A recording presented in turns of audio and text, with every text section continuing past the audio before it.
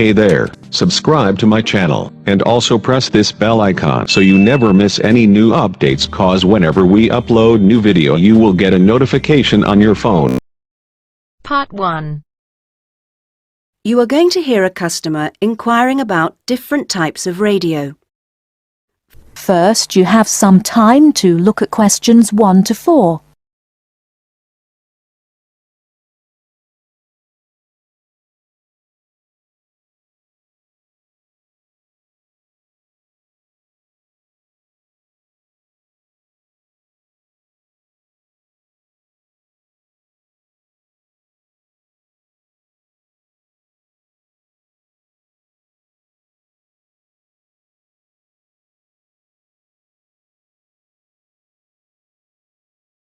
Listen carefully and answer questions 1 to 4.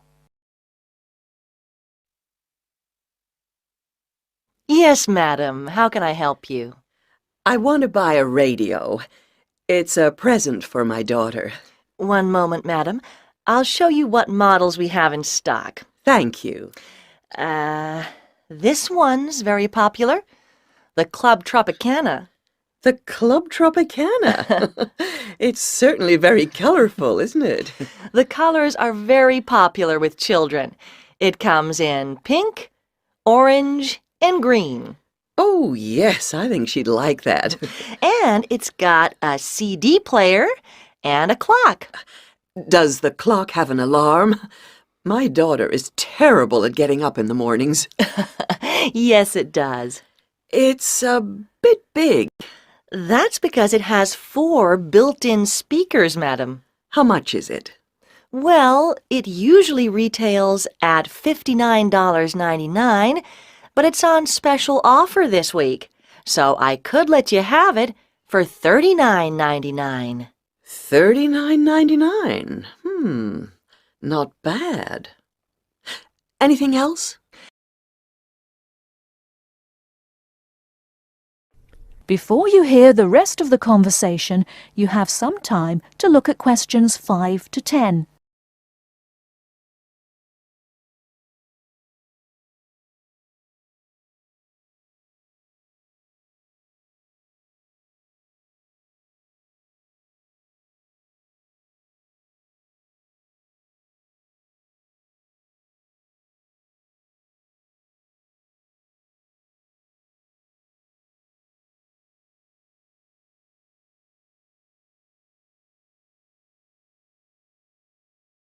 Now listen and answer questions 5 to 10.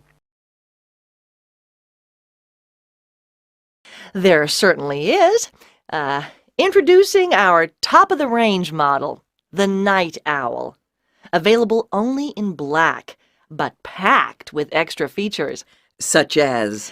A clock, and it has a television, complete with 10-centimeter screen. And this makes it perfect for the bedside table, a built-in reading light. Very clever. Yes, it's ideal for use both indoors and out. The batteries last for 100 hours. Sounds good. Who's it made by? Parker, madam. They're a British company. Very good quality. Parker. How much is this one? $79.99 plus tax. That's a bit expensive. Do you have anything cheaper? Here.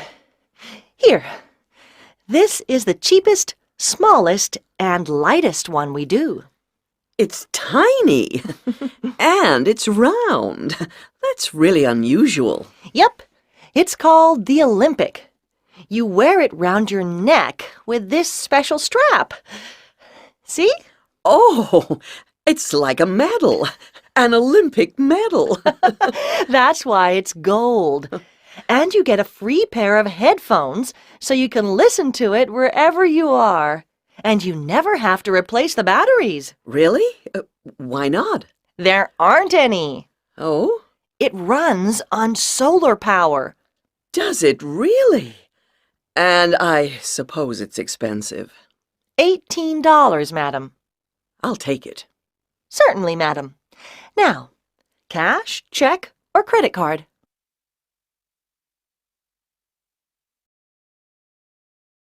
That is the end of part 1. You now have half a minute to check your answers.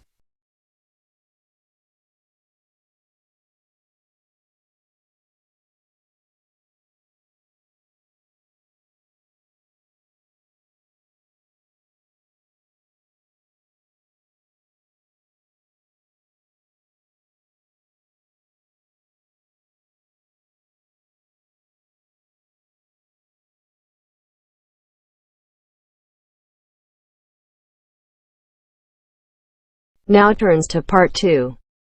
Part 2. You will hear 2 conversations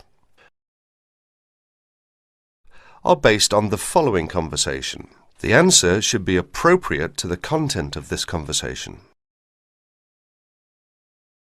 First, you have some time to look at questions 11 to 15.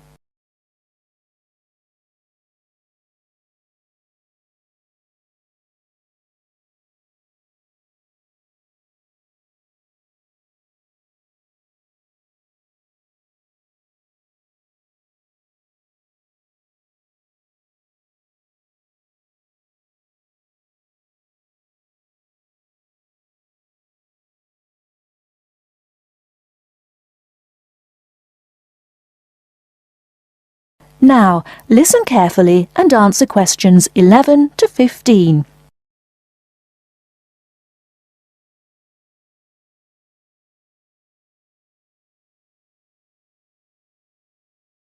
Oh, hi Dave. Long time no see. Hi, Maria. I just settled down. I thought I'd drop by. Come on in, take a seat. Would you like anything to drink? I have Sprite and orange juice. Sprite would be fine. Oh, so, how have you been? Oh, not bad. And you? Oh, I'm doing okay, but school has been really busy these days, and I haven't had time to relax.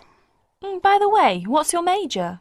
Hotel management. Well, what do you want to do once you graduate? I haven't decided for sure, but I think I'd like to work for a hotel or travel agency in this area. How about you? Well, when I first started college, I wanted to major in French, but I realised I might have a hard time finding a job using the language, so I changed my major to computer science. With the right skills, landing a job in the computer industry shouldn't be too difficult. So, do you have a part-time job to support yourself through school? Well, fortunately for me, I received a 4-year academic scholarship that pays for all of my tuition and books. Wow, that's great. Yeah, how about you? Are you working your way through school? Yeah, I work 3 times a week at a restaurant near campus. Oh, what do you do there? I'm a cook. How do you like your job? It's okay. The other workers are friendly and the pay isn't bad.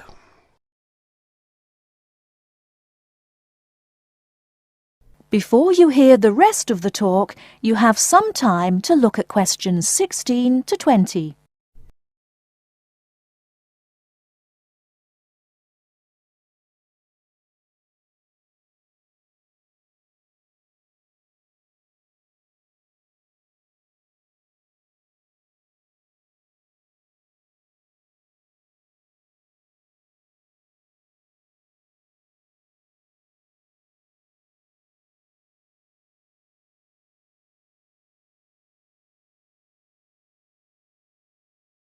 Now listen and answer questions 16 to 20. Several days later, Dave and Maria met on campus. So what do you want to do tomorrow? Well, let's look at this city guide here. Here's something interesting. Why don't we first visit the art museum in the morning? Okay, I like that idea. And where do you want to have lunch? How about going to an Indian restaurant? The guide recommends one downtown, a few blocks from the museum. Now that sounds great. After that, what do you think about visiting the zoo? Well, it says here that there are some very unique animals not found anywhere else.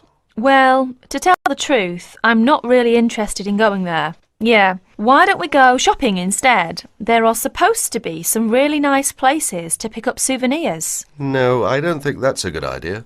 We only have a few traveller's checks left, and I only have $50 left in cash. No problem. We can use your credit card to pay for my clothes. Oh no, I remember the last time you used my credit card for your purchases.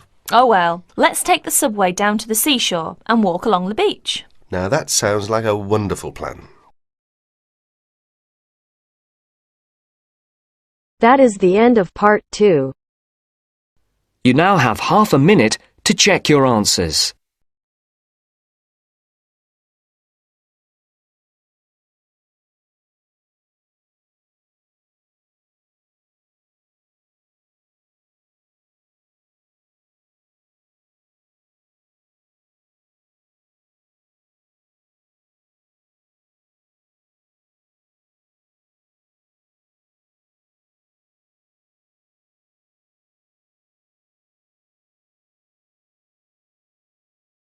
Now turns to part 3.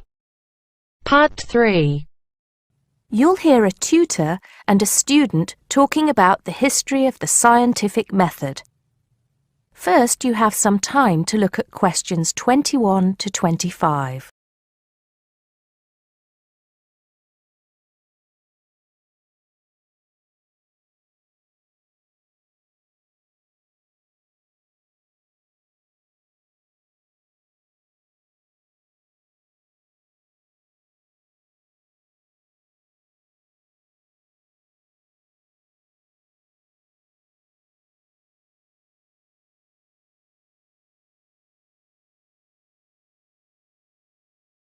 Now listen carefully and answer questions 21 to 25. Hello, Simon. Come in. Take a seat. Now, I wanted to talk to you about your assignment. Yes, the one on the scientific method. That's right. I just wanted to see how you were getting on. Well, I think it's fine. I mean, I haven't done a huge amount of work on it because I've been working on other things. But what I've read so far seems fine. How many of the references that I gave you have you managed to get hold of? Not too many, I'm afraid. It seems that everyone else is working on the same things at the same time. And every time I look, the books are checked out from the library. Right. Well, I think that we can go over the main ground together now. That way, even if you don't manage to go through all the references in detail, you'll still have an overview. What has helped you most so far? I've managed to have a look at 3 of them. I thought that Johnson made some good points, but it was hard to follow the line of her argument. Bradman was simple and straightforward, and I felt as if I got a lot out of that. I wish I could say the same for Whitaker. To be honest, I didn't get very far with that. Okay, that's more or less what I'd expect. So tell me, what have you learned so far about the role of the Egyptians and the Babylonians? Yes. Well, there's evidence that the basic components of the scientific method, examination, diagnosis, treatment, and prognosis, were being used in the early 1600s BC, especially in the treatment of certain illness. Good. Yes, that's right. And the point, of course, is that that represented a considerable advance over relatively simple, non-empirical approaches, which usually attributed anything unknown to the actions of the gods, etc. Of course, the Egyptians and Babylonians did this as well, but what we see emerging here is a willingness to base opinion on systematic study of the real world, which is at the root of the scientific method. I see. Right, yes. And then that reappears later. Yes, although don't get carried away with the idea that it was a simple process of development. By the time we get to ancient Greece, let's take the period towards the middle of the 5th century BC, the rules governing the scientific method were practiced on a widespread scale, but there were still many people who believed that real truth could only be acquired by pure rational thought. Plato, of course, had a great influence on the development of the scientific method during this period. Through his academy. That's right. But then, as we know, a great deal of understanding of the scientific method disappeared as the old world order collapsed. It wasn't until the Middle Ages, sometime before the 11th century, that several versions of the scientific method emerged from the medieval Muslim world, all of which stressed the importance of experimentation in science. Right. I think I've got the historical timeline. Before you hear the rest of the conversation, you have some time to look at questions 26 to 30.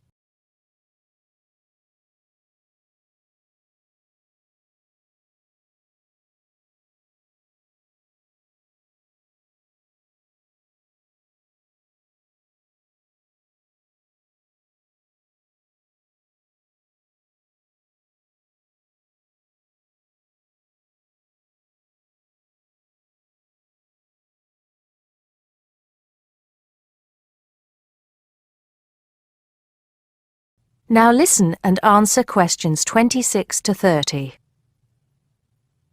The other thing I'm struggling with slightly is actually pinning down precisely what we mean by the scientific method. I wonder if you could give me some pointers on that. Sure. Well, it's best to think of the scientific method as a series of steps in a process which allows us to find answers to questions about the world around us. So the first step is to identify the problem. What is it that you want to know or explain? And then I think the next step is designing an experiment. But you can't design an experiment unless you know what you want your experiment to tell you. Oh, yes. You need to form a hypothesis to be tested before you design the experiment. So, there's a very clear relationship between hypothesis and experiment. Having designed the experiment, then of course you go on to carry out the experiment. The particular procedure you follow, the protocol, will differ from experiment to experiment, but the underlying principle is the same. You analyze the data from the experiment in order to confirm or disprove your hypothesis. Assuming the experiment is accurate. Oh yes. If there's anything unusual about the data, or if the results are at all surprising, then you need to ask yourself whether the experiment could be flawed and whether the data could be unreliable. If the answer is yes, then it may be necessary to modify the experiment and go through the process again. So, once you have reliable, valid results, then the final step is to communicate them. The wider scientific community needs to know about the results, and publication in journals is the accepted way. Okay, I think I've got the basics. It's going to get more complicated as we begin to look at some people who have criticized the scientific method. So you need to make sure that you understand things up to this point. Let me know if you have any further problems with it. That is the end of part 3. You now have half a minute to check your answers.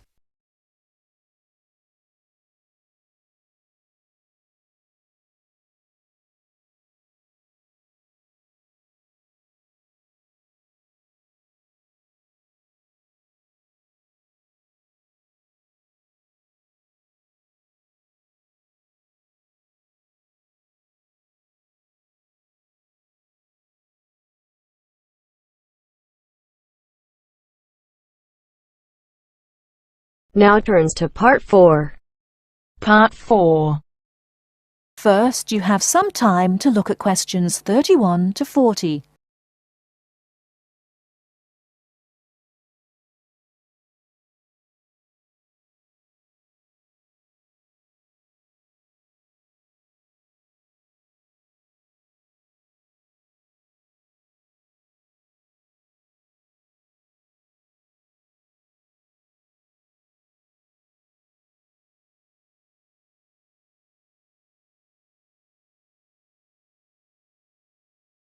Now listen carefully and answer questions 31 to 40.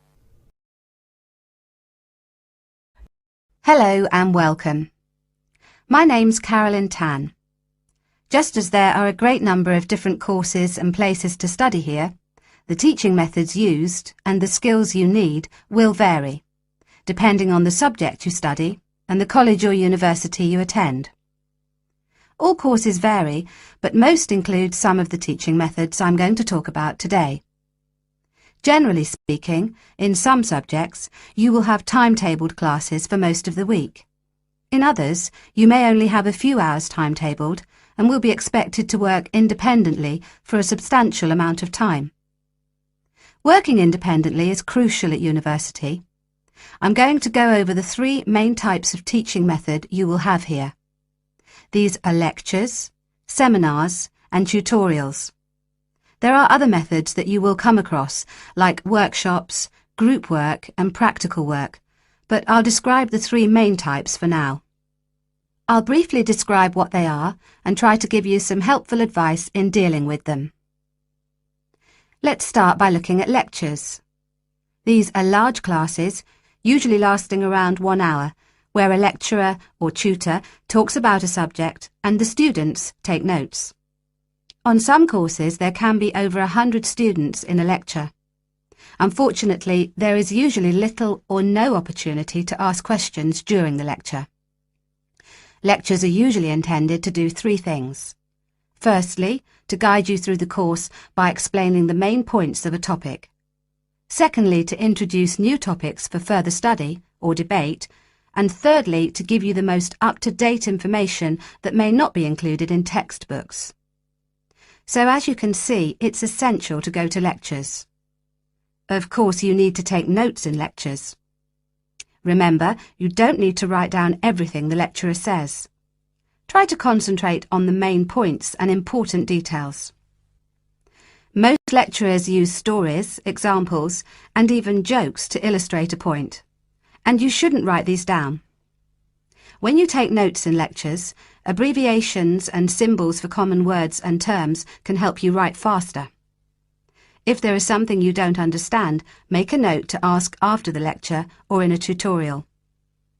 Most students try to write up their notes after a lecture. It's a good idea to try to be organised. Keep your notes from your lectures in order in a file, but don't just file the notes away until your exams. Read through them regularly, as this will help you with your revision. It's really important to go over your lectures. As an international student, the lecturer will recognise that you may need more help in lectures and that you may want to record the lecture on a digital recorder. If you do want to do this, ask the lecturer's permission first. They will usually agree. Finally, don't worry if you find it difficult to understand the lecturer at first. This will get easier as you get used to their style and as your English improves. OK, that's enough about lectures. Let's have a look at seminars now. Seminars are smaller classes where students and a tutor discuss a topic, and they often last about the same time, if not longer than lectures. You will know in advance what the topic is, and the tutor will usually ask some students to prepare a short presentation for discussion. Seminars are usually meant to encourage debate about an issue. This means different opinions will be expressed by the tutor and students. The aim is not for students to be told the correct answer, but to understand different arguments and make judgments about them. This process helps you learn to analyse topics critically. Some international students find that seminars can be a bit frightening, especially if they're not used to this kind of teaching. Don't worry. Many other students feel the same at first. Participating actively in seminars is an important part of the learning process, so try to contribute, even if it seems difficult at first. It is best to do some reading before each seminar, so that you are familiar with the topic and can follow and contribute to the discussion. It may help you to make notes before the seminar of any points you would like to make. If you're having difficulty in seminars, discuss this with your tutor. And finally, I'll give you information on tutorials. Tutorials are meetings between a tutor and an individual student or small group of students. These usually last between 15 and 30 minutes. In a tutorial, the tutor will give you advice and guidance on a piece of work you are doing or a piece of work you have completed. or even a problem you may be having with a topic or with study methods. You should try to ask questions during tutorials about your work or about topics raised in lectures and seminars. Well, that's all for teaching methods. I'll go on now to talk about the different kinds of examination. That is the end of part 4. You now have half a minute to check your answers.